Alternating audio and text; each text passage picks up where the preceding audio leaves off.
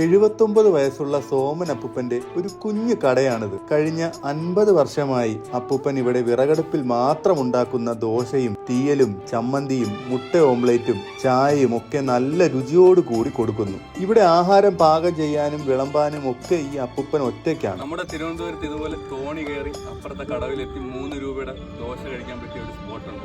3 രൂപയ്ക്ക് ദോശ കിട്ടുന്നു എന്നതിലല്ല കാര്യം, ദോശയുടെ കൂടെ തീയലും ചമ്മന്തിയും പപ്പടവും ഒക്കെ കൂടി കഴിച്ചാലുണ്ടല്ലോ ഒരു രക്ഷയില്ലാത്ത ടേസ്റ്റ് ആണ്. നല്ല പഴമയുടെ രുചി. ഇതുപോലുള്ള കടകൾ ഇപ്പോൾ ട്രിവാൻഡ്രത്ത് വളരെ കുറച്ചല്ലേ ഉള്ളൂ. സിറ്റി ലൈഫിൽ നിന്നും ഫാസ്റ്റ് ഫുഡിൽ നിന്നും ഒക്കെ ഇടയ്ക്കെങ്കിലും ഒരു എസ്കേപ്പ് ആഗ്രഹിക്കുന്നവർക്ക് ഇവിടെ വന്നാൽ പഴമയുടെ രുചി എന്താണെന്ന് തിരിച്ചറിയാൻ പറ്റും. പണ്ടൊക്കെ ഇവിടെ എത്താൻ കടവിലെ വഞ്ചി മാത്രമേ ഉണ്ടായിരുന്നുള്ളൂ. എന്നാൽ ഇപ്പോൾ പുതിയ പാലം വന്നു. സോമൻ അപ്പൂപ്പന്റെ ഈ കടയിലേക്ക് എല്ലാ വണ്ടികൾക്കും ഇപ്പോൾ എത്തിച്ചേരാൻ പറ്റും. ലൊക്കേഷൻ നമ്മുടെ നെയ്യാറ്റിൻകരയിലെ ഇരുമ്പിൽ ക്ഷേത്രത്തിന്റെ അടുത്തായിട്ടാണ്. ഡിസ്ക്രിപ്ഷനിലും ഞാൻ ലൊക്കേഷൻ കൊടുത്തിട്ടുണ്ട്. ഇതുപോലുള്ള വെറൈറ്റി വീഡിയോകൾക്ക് വേണ്ടി stay tune to KJ's Travel Tales.